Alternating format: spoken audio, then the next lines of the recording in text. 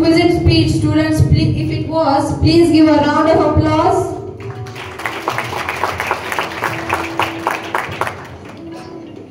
It's my esteemed pleasure to invite our chief guest, Mr. Dhananjay Singh sir, the Group Education Officer of Panchayat Samiti Gemrai, towards the dais to share their views.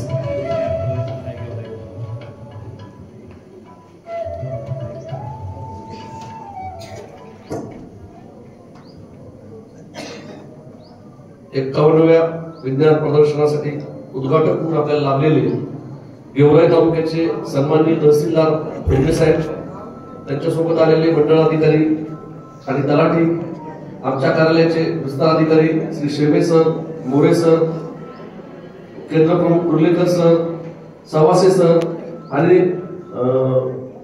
त्यांच्यासोबत आलेले सर्वांचं आता नामोल्लेख करणं शक्य नाही आणि आमचा कार्यालयाचा जो स्टाफ आहे ज्यांनी हे विज्ञान प्रदर्शन गेले 8 दिवसापासून मेहनत करून केलेला आहे, असे आमचे सर्व साधन व्यक्ती,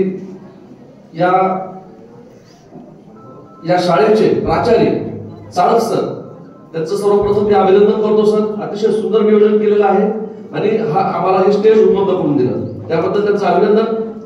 अगदी 2 शब्दामध्ये मी तुम्हाला बोलणार आहे आणि त्यानंतर आपलं उद्घाटन होणार आहे. उद्या आपला समारोप होणार आहे आणि समारोपाच्या वेळी शिक्षणाधिकारी आणि सन्माननीय मुख्य कार्यकारी अधिकारी सर यांना पण विनंती केलेली आहे आपण प्रदर्शन बघायला यावं, आमच्या विद्यार्थ्यांचं कौतुक करावं. तर आता सरांनी कर्वे सरांनी बोलताना सांगितलं की मिसाईल मॅन जे आहेत आपले, कोण missile man? Abdul Kalam sir, बरोबर आहे. मग अब्दुल कलाम सरांच्या पुस्तक जे आहे अग्निपंख वाचले सगळ्यांनी? वाचलं नसेल तर तुम्ही अग्निपंख पुस्तक तुमच्या घरच्यांना सांगायचं, तुम्ही पुस्तकावर जायचं आणि अग्निपंख नावाचं पुस्तक वाचायचं. त्याच्यामध्ये एक महत्वाचं वाक्य लिहिलेलं आहे त्यांनी की जीवनामध्ये ध्येय किती पण मोठं असावं. Low aim is big crime.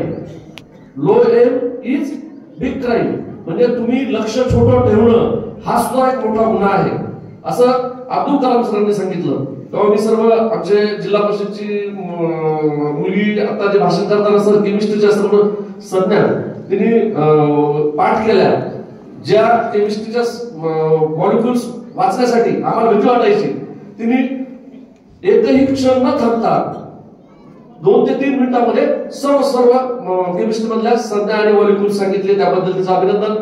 तसंच आज ज्यांनी प्रयोग आणलेले आहेत त्या सर्व विद्यार्थ्यांचं अभिनंदन करतो. विज्ञान प्रदर्शन कशासाठी असतं तर मुलांना विज्ञाननिष्ठ बनवण्यासाठी असतं. मुलांमध्ये अंधश्रद्धा राहू नये, मुलं विज्ञाननिष्ठ बनावी म्हणून विज्ञान प्रदर्शन आहे. आपल्याकडे अंधश्रद्धा निर्मूलनासाठी काम करणारे खूप लोक आहेत. अशा लोकांना त्यांचे प्राण पण गमवावे लागले. आपल्याला कोणाला माहित नाही स्वर्ग आहे का नरक आहे, माहिती आहे कोणाला? नाही. चांद्रयान आपलं जातं ते लाखो किलोमीटर जातं, चांद्रयानाला कधी दिसला नाही, स्वर्ग दिसला नाही, नरक दिसला नाही. अंधश्रद्धा अजिबात ठेवायला नकोय. काय होतं, आपण प्रसाद खाल्ला की जहाज बुडलेलं 8 दिवसांनी वर येतं. आता सध्या टीव्हीवर मालिका चालू आहे सर काही, त्याच्यामध्ये हात केला की वरून पाऊस पडतो, हात केला की वाघ येतो, बरोबर आहे नाही? चालू ना. तर एक लक्षात घ्या, विज्ञाननिष्ठ बना, अंधश्रद्धेच्या आहारी जाऊ नका, अंधश्रद्धा अजिबात ठेवू नका. एक लक्षात घ्यायचं आपण की उपवास केला म्हणून कुणी कलेक्टर होत नाही किंवा तुम्ही फार देवाची भक्ती केली म्हणून कलेक्टर होत नाही, नाही तर पुजारी काय झाले असते, कलेक्टर झाले असते, बरोबर आहे नाही? तुम्ही अंधश्रद्धा इतकी ठेवता की ठीक आहे, निष्ठा ठेवा, श्रद्धा ठेवा. आपण एक चित्रपट बघितला आमिर खानचा, पीके नावाचा चित्रपट आहे, त्याच्यामध्ये त्याने दाखवलं की एक तो दगड मांडतो आणि त्याला शेंदूर लावतो आणि 10 मिनिटांमध्ये त्या दगड लावलेल्या शेंदूरला कॉलेजच्या समोर लावतो, परीक्षा असते आणि मग तर मुलं पाया पडायला सुरुवात करतात, पैसे टाकायला सुरुवात करतात. असं एक अंधश्रद्धा त्यांनी दाखवली. मग तो काय करतो, मंदिराच्या दानपेटीमध्ये पैसे काढायचा प्रयत्न करतो, मग तर लोक मारतात आणि मग त्याच्या लक्षात येतं की लोकांचा मार न खाण्यासाठी काय करायचं, तो दोन्ही गावावर इकडं तो रामाचं चित्र लावतो, इकडं कृष्णाचं चित्र लावतो आणि मग तो दोन्ही गावावर चित्र असल्यामुळे त्याला कोणी मारत नाही. का मारत नाही? कारण आपण अंधश्रद्धा ठेवतो. एक लक्षात घ्या, सर्वात महत्वाचं आपण विज्ञाननिष्ठ बनायचंय. आपण सगळ्यात जास्त 12वी पर्यंत, 10वी नंतर आपण बघतोय सर की विज्ञानाकडे मुलांचा ओढा जास्त आहे आणि बऱ्याच अंशी मी बघितलं सर माझ्या मुलाचं ऍडमिशन घ्यायला मी मेडिकलचं विखे पाटील कॉलेजला गेलो होतो, तर तिथं असं लक्षात आलं की 70% मुलं ही आमच्या शिक्षकांची आहेत सर.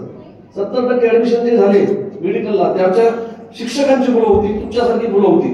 तेव्हा तुम्हाला सर्वात महत्वाचं आतापासूनच तुम्हाला अभ्यास करणं आवश्यक आहे. तुम्हाला जर नीट पास व्हायचं असेल, नीट म्हणजे काय, मेडिकल साठी जी परीक्षा असते त्याला नीट म्हणायचं, इंजिनिअरिंग साठी जी परीक्षा असते त्याला जीई म्हणायचं, आणि नीटची परीक्षा देण्यासाठी तुम्हाला आतापासूनच अभ्यास करावा लागेल. आतापासून मन लावून तुम्हाला विज्ञान शिकावं लागेल. तेव्हा आपण सर्वांनी विज्ञानिष्ठ बनावं अशी तुमच्याकडे मी अपेक्षा करतो आणि माझे 2 शब्द थांबवतो. धन्यवाद.